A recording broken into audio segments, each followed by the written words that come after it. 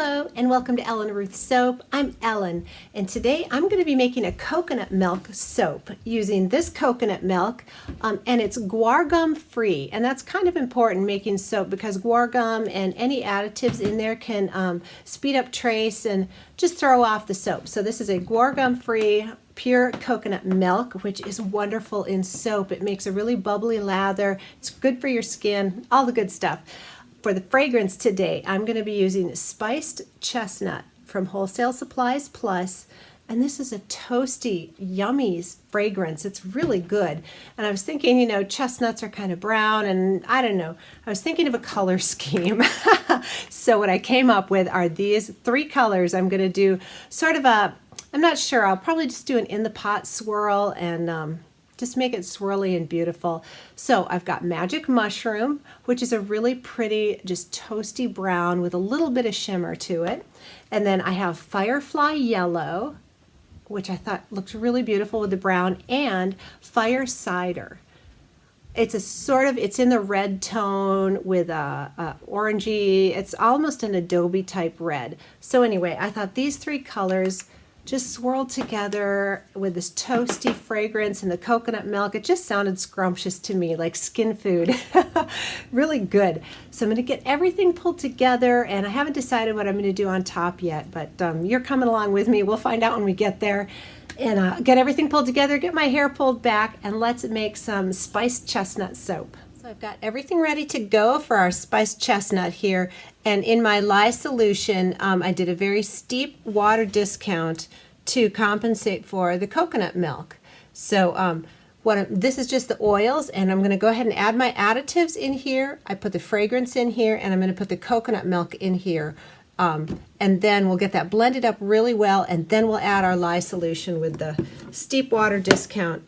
The only caution with doing a steep water discount in, that's the kaolin clay, in soap is you must have whatever volume of lye, sodium hydroxide you have to have at least that much fluid with it. You can never go below that volume.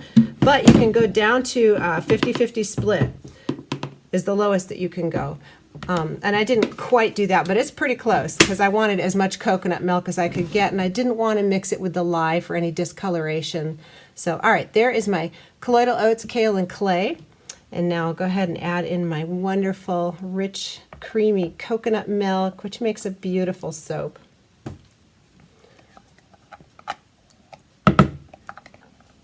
And we'll get this blended up really nice and just let the dry ingredients sort of absorb in, and then we'll come back for the next step, which is the lye.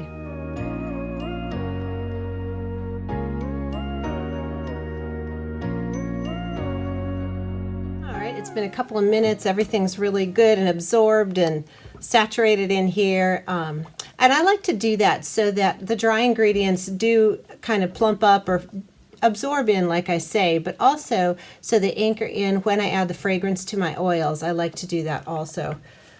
So what I was thinking is, if everything's behaving, I'd like to pour like a bottom layer of the beautiful mushroom brown and do a mica line. So I have this Maya Gold from Nurture, and I'll just, if it's behaving well, I'd like to do that. Do a just a bottom mica line and then do an in-the-pot swirl on top. I thought it would just make all those colors look really beautiful.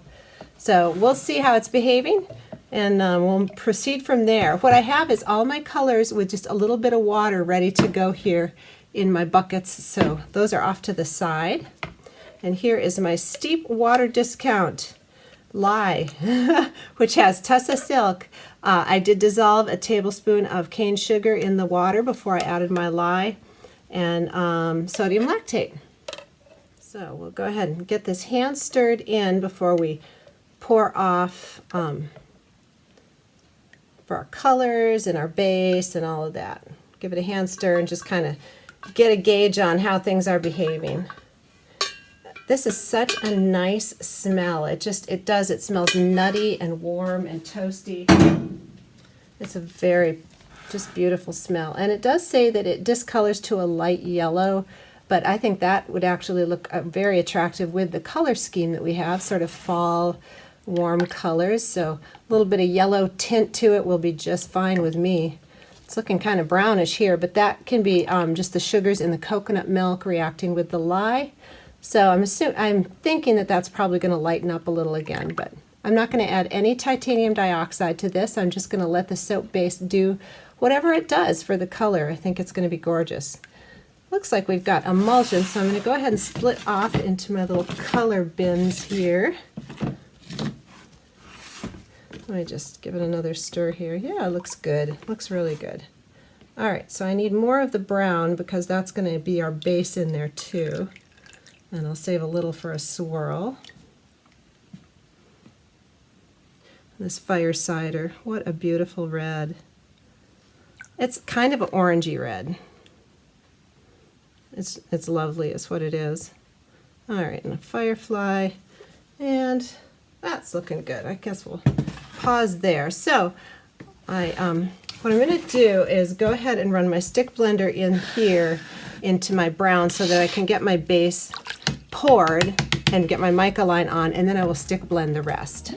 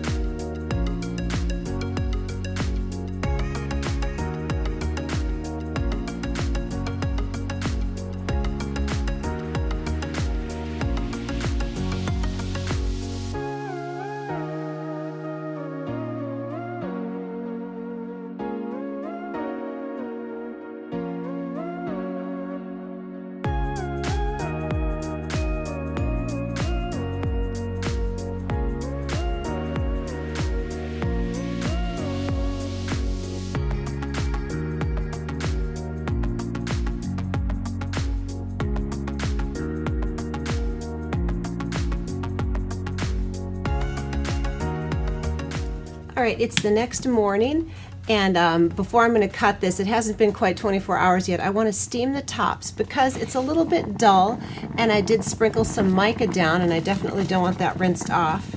Sometimes my steamer spits water. That's a little bummer. Maybe a higher end steamer wouldn't do that, but this one does spit water occasionally, but it's no big deal. It's just a little messy.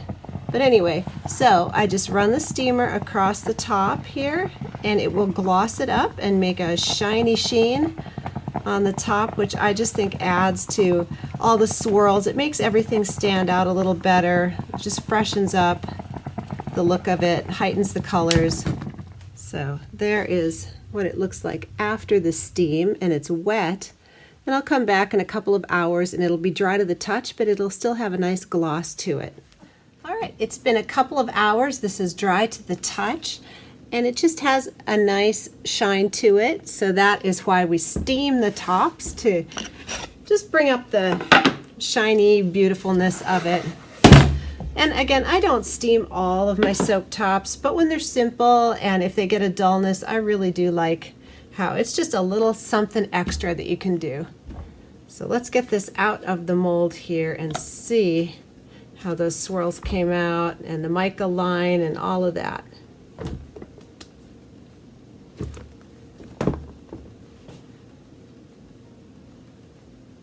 I am absolutely loving this magic mushroom brown. It's one of my favorite browns.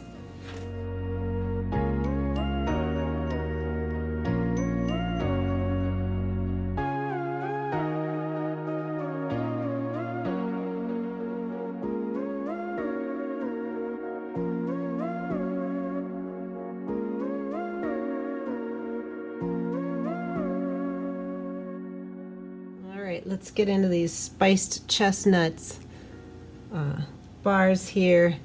They smell really good this morning. The fragrance morphed a little, but it still smells great. Oh, I love it. Those are pretty. This is my little end sample piece. Let's get into the middle of these. Yeah, fragrances do that sometimes after the heat of saponification. They can morph a little, and then a day or two later they'll bounce back. So you can't always judge the fragrance on the very next day or while it's going through gel phase in the mold. Don't judge the fragrance on that. Let's see. Aw, these are pretty. I love the kind of wispy swirls. And again, that magic mushroom from Nurture Soap is like my favorite brown. It's sort of it's got like red undertones. I'm loving it.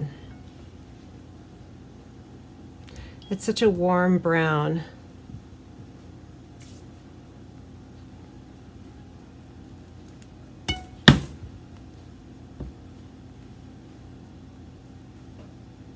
And again, this was an in the pot swirl, so it's going to be kind of interesting and random.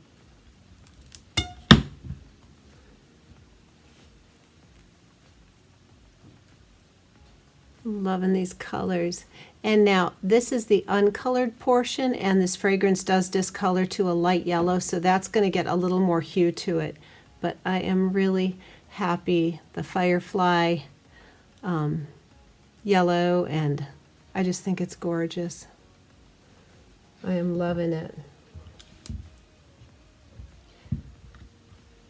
To me, the colors, the fragrance, it just sort of evokes a fall sort of flavor to it. And the top is very pretty. It's subtle. And you can just barely see the little mica line, but I love that.